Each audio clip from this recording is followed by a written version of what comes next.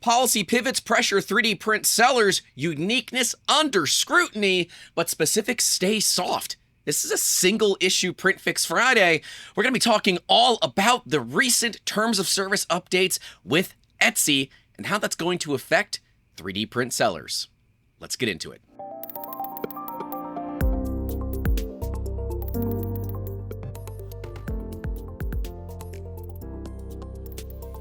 Jumping right into the thing that has been in the news the most this week for Print Fix Friday, we have Etsy making a very slight change to their terms of service that is leaving many wondering what is next. We can see that they have adjusted their terms of service, saying that items produced via 3D printer, laser cutting, CNC, Cricut, etc. must be produced based on the seller's original design. And for a lot of 3D print sellers on Etsy, it's not their original designs. Going to the 3D printing page of Etsy, we can see plenty of people printing designs that we know are not their specific design.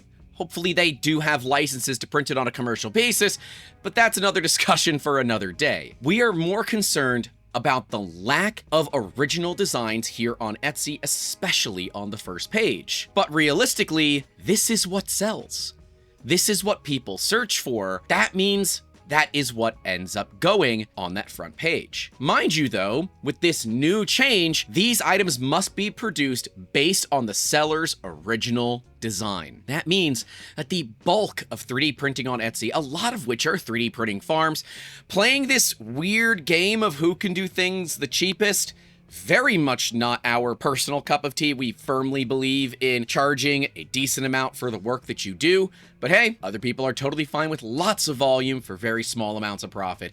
If you all want to hear Jacob and I talk all about this and give our opinions on a long format podcast, make sure to let us know in those comments. And of course, leave a like and get subscribed. My name's Grant. This is Print Fix Friday, where we help you get your printers back to printing with purpose. But this one's a little bit different than normal. Instead of having a bunch of 3D printer failures that we're going to be going through and helping you through those actual issues, we're going to be talking about this Etsy terms of service update and what the industry is thinking, and then what I am thinking, because I'm not certain that I personally agree with everybody out there. I think that this is more regarding how they're going to deal with policing files moving forward, but giving them an easy out instead of having to play the DMCA game. The big article that a lot of people are looking at is from STL Denise, friend of the channel, has been on the podcast previously. They go into detail all about what this means from their perspective. While yes, it took a lot of 3D printers as a surprise, it doesn't appear that Etsy is really doing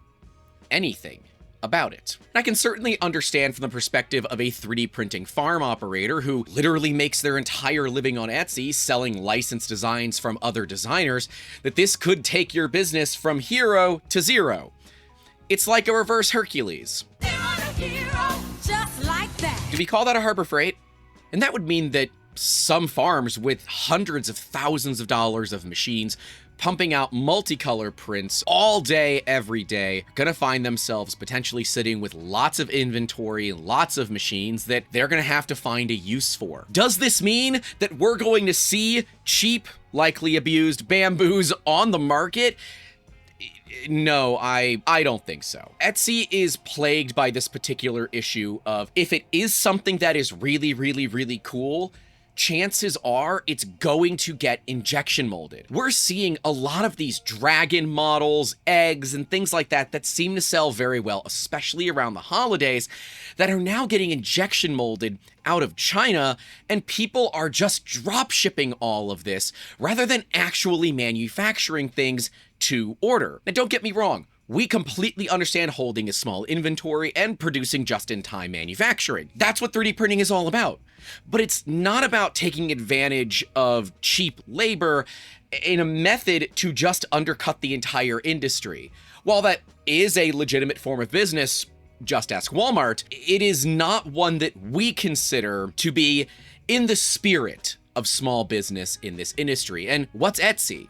Etsy is a marketplace for small businesses, not big businesses. And see, as Denise goes on to say that the company began cleaning house in 2024 by introducing creativity standards to reassure shoppers that Etsy still had a human touch. Under this new policy, every one of the millions of items on Etsy's virtual shelves should fit into 4 categories: made by the seller, designed by the seller, handpicked by the seller, and sourced by the seller. These categories are pretty loose, but Etsy hoped that it would keep humans in the loop. As we look at a product that sells over and over and over again, it is very open and honest that it doesn't make sense to continue manufacturing via 3D printing. For those of you that don't know, injection molding is a thing, and it is how most of your plastic products in your life are made. It is significantly more cost-effective in the long run. However, in the short run, oh my God, is it way more expensive. And that's why for short-run manufacturing, 3D printing is often the choice of professionals and hobbyists. But this change means that all of a sudden, if you didn't design the part, theoretically, Etsy can take your shop down. Well, that's got some feathers ruffled. We can see that the creative block has a similar article, basically going over the fact that this could be a major blow to 3D print farmers. And it seems like everybody is touching on the fact that there is wild and rampant misuse of intellectual property already existing on Etsy, and that there really is not a great solution to this. This does feel, in its core, a bit heavy-handed by Etsy saying, nah, you know what? We're just not going to deal with DMCA stuff anymore, and you're just going to need to make your own stuff, or quite frankly, it's not going to be allowed. But what I believe it does is it creates a clear path for dealing with copyright infringement that does not deal with the legal laws of each country. See, here's the deal with Etsy.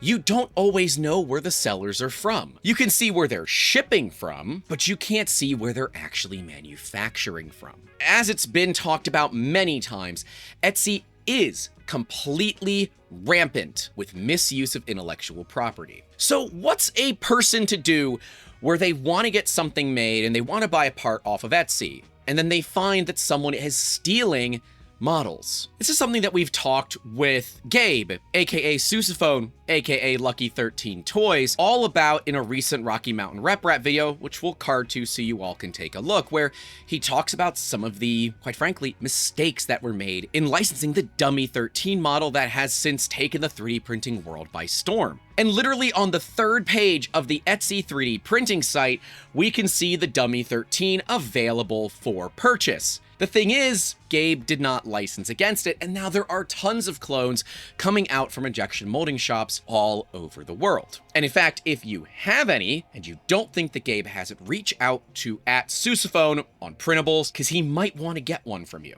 I know he's trying to collect all the clones out there and, you know, kind of compare them and see how things are going. But let's say that Gabe had the correct licensing on this model and was able to keep people from selling it commercially. If people started selling it commercially, he would have to file a DMCA takedown request with Etsy, and then Etsy would have to comply with it. And then Etsy has to investigate, and then Etsy has to verify, and then Etsy has to do all of these things. If you ask me, these items must be produced based on the seller's original design.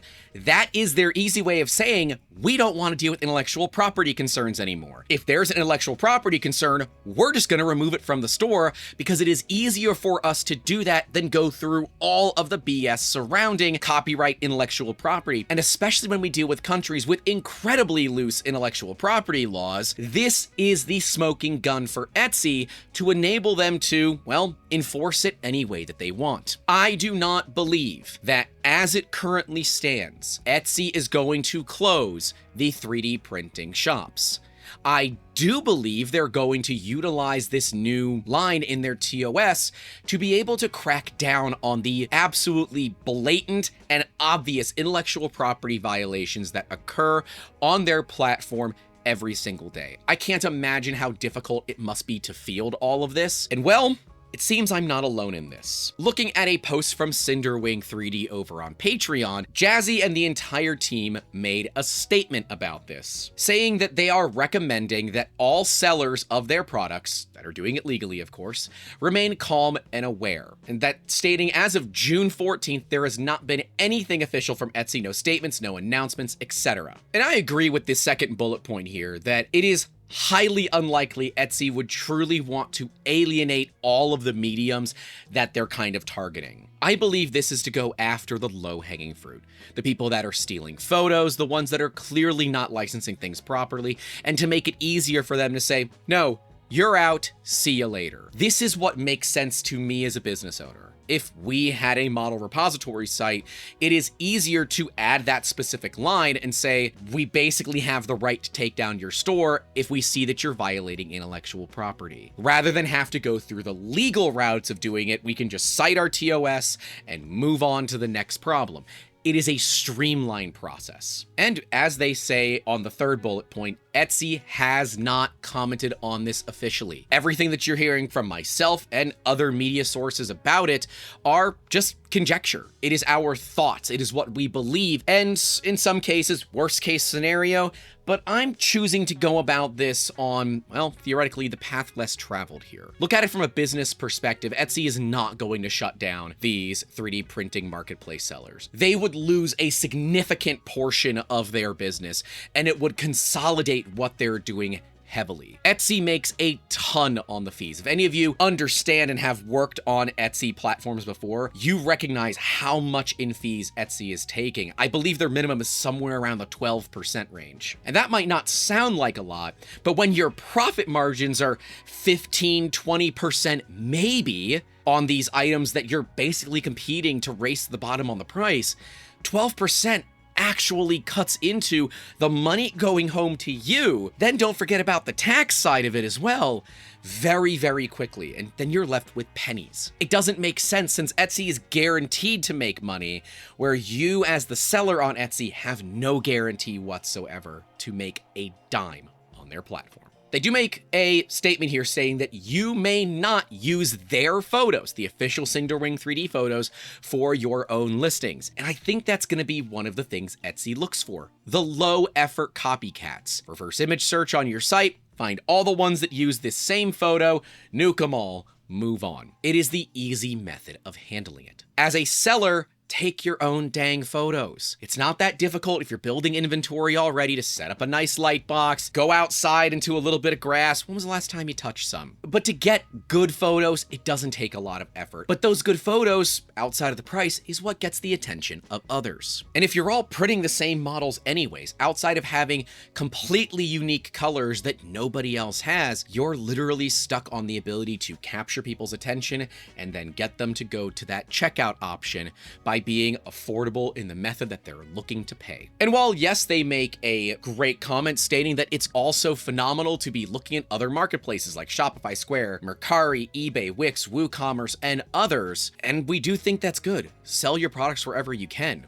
There's no reason not to. Who's going to stop you? When you own the website, you have the ability to sell direct. Mind you, it's not going to have the search traffic that Etsy will have, but it is certainly going to be a lot safer. You can work toward moving some of your customers away from Etsy to your personal website, but as a lot will know, that is much more easier said than done, and will almost certainly violate Etsy's terms of service. And while I don't believe that it's going to result in a total breakdown of the Etsy 3D printing dragon sellers, I'd love to know your thoughts. Are you happy about this? Do you see that this is a good thing? Do you see this as a bad thing? Is this going to affect your 3D printing business? And if so, what are you doing to combat this problem? And while there's no guarantee that Etsy is not just going to shut down every shop that is printing things that they did not design themselves, it will very clearly be difficult for Etsy to be able to determine who is the original designer on certain things. So I believe this has more to do with intellectual property complaints, and a lot to do with them dealing with duplicate photos and photos that do not belong to the original poster. This, to me, is the easiest business move they could ever make, and quite frankly, one that they likely should have made a while back. If any of you have ever spent any time on Etsy, you realize it's a lot of the same stuff from buyers all over the world. Does that mean they're just buying the same stuff, maybe slightly customizing it at best before it's shipped off to you?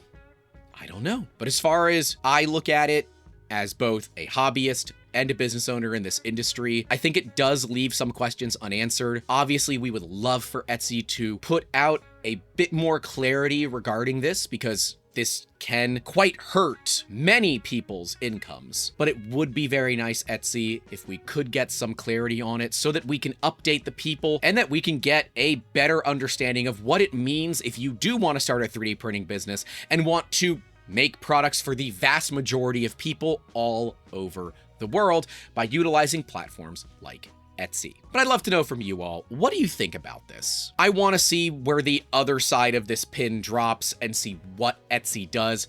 I do not see a world in which Etsy just deletes everyone that is printing similar models. I believe it is there for their ability to selectively police based on issues with intellectual property, theft of images, theft of designs, and even DMCA takedown requests from larger companies where people are printing intellectual property protected items, looking into you, Nintendo, among others that tend to be quite litigious. So what do you all think? Is this perspective something that makes you wonder, or do you think this is Etsy completely blacking out the ability for print farmers who just want to sell other people's designs and have no desire to design it themselves, forcing them to close their doors if they're unable or unwilling to innovate and create their own models? And if you all do like these single issue PrintFix Fridays, please let me know down in those comments. We are looking to kind of change up the style of this as we look at coming upon not only episode 200, but 208,